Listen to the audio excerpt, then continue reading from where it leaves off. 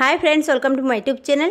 राज्य 9 থেকে 12 ক্লাসে টিচার পোস্টের জন্য সেকেন্ড এসএলএসটি এক্সাম নিতে চলেছে স্কুল সার্ভিস কমিশন। এই সেকেন্ড এসএলএসটি এক্সামের জিওগ্রাফি সাবজেক্টের সিলেবাস অনুযায়ী প্রত্যেকটা টপিক থেকে ইম্পর্টেন্ট প্রশ্ন উত্তর নিয়ে ডিসকাস করছি। অলরেডি অনেক টপিক নিয়ে ডিসকাস করেছি প্রশ্ন উত্তর। সমস্ত ভিডিওর লিঙ্ক আমি ডেসক্রিপশন বক্সে দিয়ে দেবো, একবার দেখে নেবেন।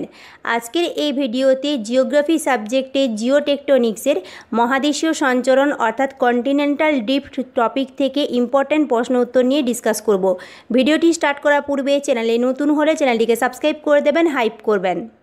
যারা যারা মক টেস্ট দিতে চাইছেন আপনাদের জন্য হোয়াটসঅ্যাপ গ্রুপ ওপেন করেছি, আপনারা হোয়াটসঅ্যাপ গ্রুপে জয়েন করুন। মক টেস্ট নেব, সোমবার থেকে মক টেস্ট নেওয়া স্টার্ট হবে। 21 জুলাই থেকে মক টেস্ট নেব, প্রত্যেকটা টপিক থেকে মক টেস্ট নেব, তার সাথে ওভারঅল সিলেবাসের উপরও মক টেস্ট নেওয়া হবে।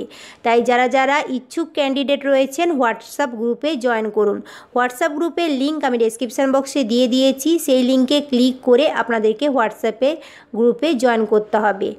আর মক টেস্ট দেওয়ার জন্য টাকা লাগবে 299, 299 রুপিস আপনাদেরকে পে করতে হবে।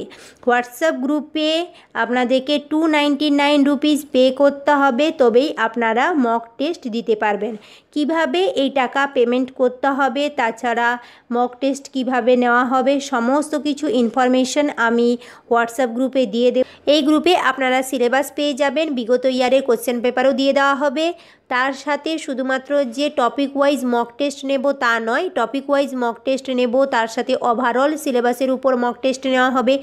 এর সাথে যে টপিক আপনাদের অসুবিধা আছে, প্রবলেম হচ্ছে, মেটেরিয়াল আপনারা পাচ্ছেন না, সেক্ষেত্রে মেটেরিয়ালও প্রোভাইড করা হবে। তাই যারা যারা ইচ্ছুক ক্যান্ডিডেট রয়েছেন তাড়াতাড়ি গ্রুপে জয়েন করুন। আমি 21 জুলাই অর্থাৎ সোমবার থেকে মক টেস্ট নেওয়া স্টার্ট করব। টপিক ওয়াইজ মক টেস্ট নেওয়া হবে। জিওটেকটনিক্সের মক টেস্ট নেওয়া হবে 22/7/2025। জিওমরফোলজির মক টেস্ট রয়েছে 25/7/2025। জিওগ্রাফিক্যাল থটসের মক টেস্ট নেওয়া হবে 29/7/2025। ক্লাইমেটোলজির মক টেস্ট রয়েছে 1/8/2025। বায়োজিওগ্রাফির মক টেস্ট নেওয়া হবে 5/8/2025। এনভায়রনমেন্টাল জিওগ্রাফির মক টেস্ট নেওয়া হবে 8/8/2025। ইকোনমিক জিওগ্রাফির মক টেস্ট নেওয়া হবে 12/8/2025। হিউম্যান জিওগ্রাফির 15/8/2025। রিজিওনাল জিওগ্রাফি অফ ইন্ডিয়ার মক টেস্ট নেওয়া হবে 19/8/2025। কার্টোগ্রাফিক টেকনিক্সের মক টেস্ট রয়েছে 22/8/2025। তার সাথে ফুল সিলেবাসের উপর টোটাল 4টে মক টেস্ট নেওয়া হবে 25/8/2025, 27/8/2025, 30/8/2025 ও 2/9/2025। টোটাল 4টে মক টেস্ট নেওয়া হবে ফুল সিলেবাসের উপর। আর আপনারা জানেন 7/9/2025 ও 14/9/2025 এক্সাম হতে চলেছে। এছাড়াও আপনাদের যে টপিকে অসুবিধা হবে সেটাও ডিসকাস করা হবে গ্রুপে। যারা যারা জয়েন করতে চান 299 রুপিস দিয়ে আপনারা পেড গ্রুপে জয়েন করতে পারবেন। লিঙ্ক আমি অলরেডি ডেসক্রিপশান বক্সে দিয়ে দিয়েছি, সেই লিঙ্কে ক্লিক করে আপনাদেরকে অ্যাড হতে হবে। প্রথম প্রশ্ন, কোন বিজ্ঞানী সর্বপ্রথম মহাদেশের সঞ্চরণের একটি কাল্পনিক ধারণা প্রদান করেন? 4টি অপশান রয়েছে: Charles Darwin, Gregor Johann Mendel, Alexander von Humboldt, Francis Bacon. সঠিক উত্তরটি হবে অপশান ডি। ফ্রান্সিস ব্যাকন সর্বপ্রথম মহাদেশের সঞ্চরণের একটি কাল্পনিক ধারণা প্রদান করেন। পরবর্তী প্রশ্ন, নোভাম অর্গানাম গ্রন্থটি প্রকাশিত হয় কত সালে? 1620 সালে, 1922 সালে, 1756 সালে, 1858 সালে। নোভাম অর্গানাম গ্রন্থটি লেখেন ফ্রান্সিস ব্যাকন।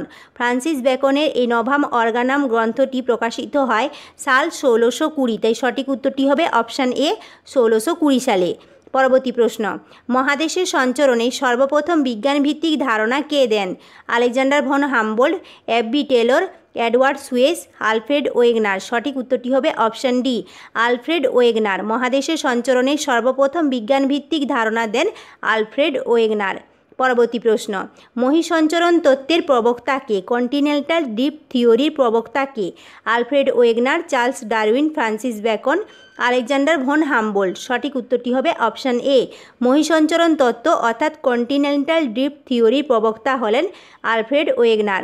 পরবর্তী প্রশ্ন, মহাদেশের সঞ্চরণ তত্ত্ব আলফ্রেড ওয়েগনার কত খ্রিস্টাব্দে উপস্থাপন করেন? 1910 খ্রিস্টাব্দে, 1915 খ্রিস্টাব্দে, 1912 খ্রিস্টাব্দে, 1918 খ্রিস্টাব্দে। সঠিক উত্তরটি হবে অপশান সি। মহাদেশের সঞ্চরণ তত্ত্ব আলফ্রেড ওয়েগনার 1912 খ্রিস্টাব্দে উপস্থাপন করেন। পরবর্তী প্রশ্ন, ডাই অ্যান্ড সাং ডার্ক কন্টিনেন্ট অ্যান্ড ওজন বইটি কোন ভাষায় লেখা? হিব্রু, ইংরেজি, আরবি, জার্মান। সঠিক উত্তরটি হবে অপশান ডি, জার্মান ভাষায় লেখা। এই বইটি আলফ্রেড ওয়েগনারের। পরবর্তী প্রশ্ন, কার্বনিফেরাস যুগের আগে সমগ্র পৃথিবী একটি বিশাল মহাদেশ রূপে অবস্থান করত। আলফ্রেড ওয়েগনার যার নাম দেন পেনজিয়া, প্যান্থালাসা, গন্ডোয়ানাল্যান্ড, লরেশিয়া। সঠিক উত্তরটি হবে অপশান এ। কার্বনিফেরাস যুগের আগে সমগ্র পৃথিবী একটি বিশাল মহাদেশ রূপে অবস্থান করত। তার নাম আলফ্রেড ওয়েগনার দিয়েছিলেন পেনজিয়া, আর মহাসাগরের নাম দিয়েছিলেন প্যান্থালাসা। এখানে যেহেতু মহাদেশের নাম জানতে চাওয়া হয়েছে, তাই সঠিক উত্তরটি হবে অপশান এ, পেনজিয়া। পরবর্তী প্রশ্ন, আলফ্রেড ওয়েগনারের মতে পেনজিয়ার উত্তর অংশটির নাম কি?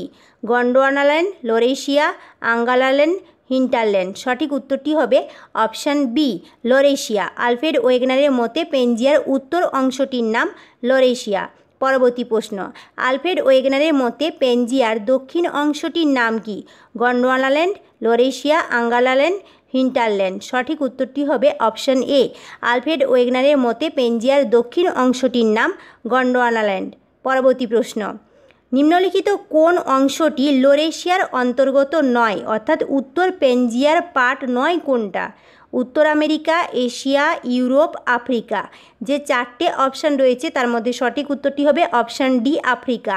আফ্রিকা লরেশিয়ার পার্ট নয়, লরেশিয়ার অন্তর্গত নয়। বাকি যে তিনটে রয়েছে অপশান, উত্তর আমেরিকা, এশিয়া ও ইউরোপ, এগুলো কিন্তু লরেশিয়ার অংশ। তাই সঠিক উত্তরটি হবে অপশান ডি, আফ্রিকা। পরবর্তী প্রশ্ন, নিম্নলিখিত কোন অংশটি গন্ডোয়ানাল্যান্ডের অন্তর্গত নয়, অর্থাৎ দক্ষিণ পেনজিয়ার অন্তর্গত নয়? দক্ষিণ আমেরিকা, আফ্রিকা, মাদাগাস্কার, উপদ্বীপীয় ভারত, এশিয়া। এর সঠিক উত্তরটি হবে অপশান ডি, এশিয়া। এশিয়া লরেশিয়ার অন্তর্গত, গন্ডোয়ানাল্যান্ডের অন্তর্গত নয়। বাকি যে তিনটে অপশান রয়েছে এই তিনটে অপশানই গন্ডোয়ানাল্যান্ডের অন্তর্গত, কিন্তু এশিয়া গন্ডোয়ানাল্যান্ডের অন্তর্গত নয়, লরেশিয়ার অন্তর্গত। তাই সঠিক উত্তরটি হবে অপশান ডি, এশিয়া। পরবর্তী প্রশ্ন, দক্ষিণ আমেরিকার পূর্ব উপকূল ও আফ্রিকার পশ্চিম উপকূলের মধ্যে কিরূপ সাদৃশ্য দেখা যায়? জলবায়ুগত সাদৃশ্য, উদ্ভিদগত সাদৃশ্য, প্রাণীগত সাদৃশ্য, ভূতাত্ত্বিকগত ও ভৌগোলিকগত সাদৃশ্য। সঠিক উত্তরটি হবে অপশান ডি। দক্ষিণ আমেরিকার পূর্ব উপকূল ও আফ্রিকার পশ্চিম উপকূলের মধ্যে ভূতাত্ত্বিকগত ও ভৌগোলিকগত সাদৃশ্য দেখা যায়। পরবর্তী প্রশ্ন, উভয় মহাদেশের উপকূলের বিপরীত প্রান্তভাগ একে অপরের সঙ্গে মিলে যায়। এটি কোন দুই মহাদেশকে নির্দেশ করছে? আফ্রিকা ও দক্ষিণ আমেরিকা, ইউরোপ ও উভয় আমেরিকা, উত্তর আমেরিকা ও এশিয়া, অস্ট্রেলিয়া ও এশিয়া। সঠিক উত্তরটি হবে অপশান এ, আফ্রিকা ও দক্ষিণ আমেরিকা। আলফ্রেড ওয়েগনার তার কন্টিনেন্টাল ড্রিফট থিওরিতে যে জিগসপিটের কনসেপ্ট দিয়েছেন, সেখানে তিনি বলেছেন আটলান্টিক মহাসাগরের দুই তীরবর্তী ভূভাগ, বিশেষত দক্ষিণ আমেরিকা ও আফ্রিকার উপকূল রেখার খাঁজে খাঁজে জোড়া লাগানো যায়। তাই সঠিক উত্তরটি হবে অপশান এ, আফ্রিকা ও দক্ষিণ আমেরিকা। পরবর্তী প্রশ্ন, আফ্রিকার পশ্চিম উপকূল ও দক্ষিণ আমেরিকার পূর্ব উপকূলের মধ্যে কোন বিষয়ে সর্বাধিক সাদৃশ্য দেখা যায়? জীবাশ্ম ও উদ্ভিদরাশি, শিলা, ভূমিরূপ, জলবায়ু। সঠিক উত্তরটি হবে অপশান এ, জীবাশ্ম ও উদ্ভিদরাশি। আফ্রিকার পশ্চিম উপকূল ও দক্ষিণ আমেরিকার পূর্ব উপকূলের মধ্যে জীবাশ্ম ও উদ্ভিদগত সর্বাধিক সাদৃশ্য দেখা যায়।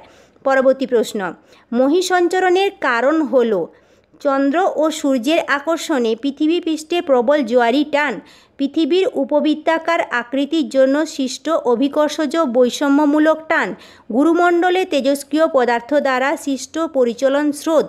উপরোক্ত সবগুলি সঠিক। সঠিক উত্তরটি হবে অপশান ডি, সবগুলোই। এই যে তিনটে অপশান রয়েছে এই তিনটেই মহীসঞ্চরণের কারণ, তাই সঠিক উত্তরটি হবে অপশান ডি, উপরোক্ত সবগুলি সঠিক।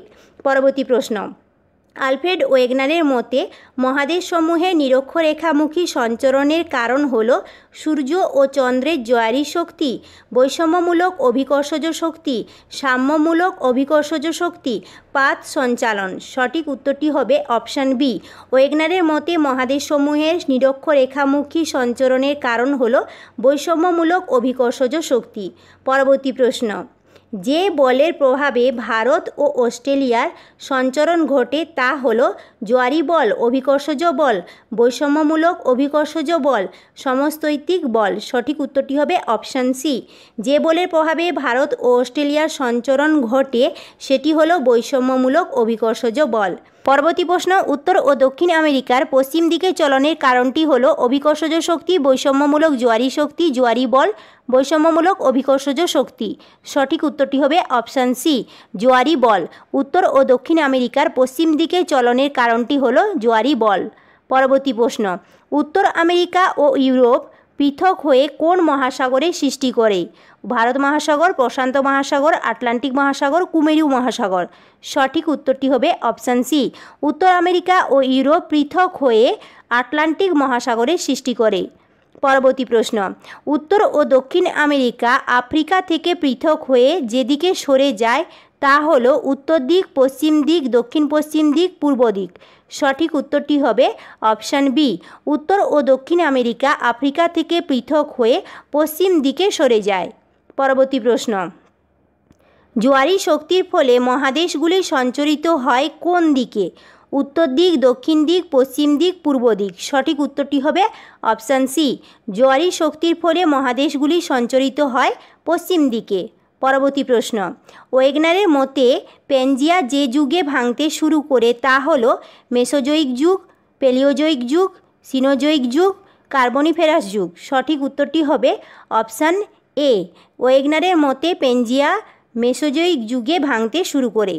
পরবর্তী প্রশ্ন, ওয়েগনারের মতে মহিসঞ্চরণের একটি ভিত্তি হল শিলার বয়স নির্ধারণ, পুরা জলবায়ু বিশ্লেষণ, জলবায়ুর পরিবর্তন, মহাজাগতিক ঘটনা বিশ্লেষণ। সঠিক উত্তরটি হবে অপশান বি, ওয়েগনারের মতে মহিসঞ্চরণের একটি ভিত্তি হল পুরা জলবায়ু বিশ্লেষণ। পরবর্তী প্রশ্ন, গ্লেসোপোটেরিস হলো এক প্রকার উদ্ভিদ, সরীসৃপ, প্রাণী, উভচর। সঠিক উত্তরটি হবে অপশান এ, গ্লেসোপোটেরিস হলো এক প্রকার উদ্ভিদ। পরবর্তী প্রশ্ন, মেসোসরাস হলো এক প্রকার উদ্ভিদ, সরীসৃপ, প্রাণী, ফুল। সঠিক উত্তরটি হবে অপশান বি, মেসোসরাস হলো এক প্রকার সরীসৃপ। পরবর্তী প্রশ্ন, মার্সুপিয়াল হলো এক প্রকার উদ্ভিদ, বানর, ক্যাঙ্গারু, কুমির প্রজাতি। সঠিক উত্তরটি হবে অপশান সি, মার্সুপিয়াল হলো এক প্রকার ক্যাঙ্গারু। পরবর্তী প্রশ্ন, একটি ক্যাঙ্গারু জাতীয় প্রাণীর জীবাশ্ম হলো মেসোসরাস, ওপোসাম, গ্লেসোপোটেরিস, সাইনোথাস। সঠিক উত্তরটি হবে অপশান বি, একটি ক্যাঙ্গারু জাতীয় প্রাণীর জীবাশ্ম হলো ওপোসাম। পরবর্তী প্রশ্ন, আলফ্রেড ওয়েগনার কোন ঘটনাকে মেরু থেকে যাত্রা, ফ্লাইট ফ্রম পোল বলে উল্লেখ করেছেন? মহাদেশীয় ভূখণ্ডগুলি দক্ষিণ মেরু থেকে দূরে সঞ্চরণ, মহাসাগরীয় অংশে দক্ষিণ মেরু থেকে দূরে সঞ্চরণ, মহাদেশীয় ভূখণ্ডগুলি নিরক্ষরেখার থেকে দূরে সঞ্চরণ, মহাসাগরীয় ভূখণ্ডগুলি দক্ষিণ মেরু থেকে দূরে সঞ্চরণ। সঠিক উত্তরটি হবে অপশান এ, মহাদেশীয় ভূখণ্ডগুলি দক্ষিণ মেরু থেকে দূরে সঞ্চরণ। পরবর্তী প্রশ্ন, মেরু ভ্রমণের ধারণা কে দেন? আলফ্রেড ওয়েগনার, রানকট ও ব্ল্যাকেট, এডওয়ার্ড সুইডিশ, আর্থার হোমস। সঠিক উত্তরটি হবে অপশান বি, মেরু ভ্রমণের ধারণা দেন রানকন ও ব্ল্যাকেট। পরবর্তী প্রশ্ন, ভারতে যে স্থানে গ্লেসোপোটেরিসের নিদর্শন পাওয়া যায়? কাশ্মীর, দিল্লি, পাঞ্জাব, মধ্যপ্রদেশ। সঠিক উত্তরটি হবে অপশান এ, ভারতে কাশ্মীরে গ্লেসোপোটেরিসের নিদর্শন পাওয়া যায়। আজকের এই ভিডিওতে কন্টিনেন্টাল ড্রিফট থিওরি থেকে টোটাল 30টি প্রশ্ন উত্তর নিয়ে ডিসকাস করলাম। এই 30টি প্রশ্ন উত্তর নিয়ে যদি কোনো কনফিউশন থাকে কিংবা কন্টিনেন্টাল ড্রিফট থিওরি থেকেও যদি কোনো কনফিউশন থাকে তাহলে আমাকে কমেন্ট করে জানাবেন, আমি অবশ্যই অ্যান্সার দেব। আজকের এই ভিডিওটি যদি হেল্পফুল মনে হয় তাহলে লাইক করবেন, বন্ধুদের সাথে শেয়ার করবেন, আমার চ্যানেলটিকে সাবস্ক্রাইব করে দেবেন, হাইপ করবেন। আর যারা যারা মক টেস্ট দিতে চাইছেন হোয়াটসঅ্যাপ গ্রুপে আপনারা জয়েন করুন। হোয়াটসঅ্যাপ গ্রুপের লিঙ্ক আমি ডেসক্রিপশান বক্সে দিয়ে দেব।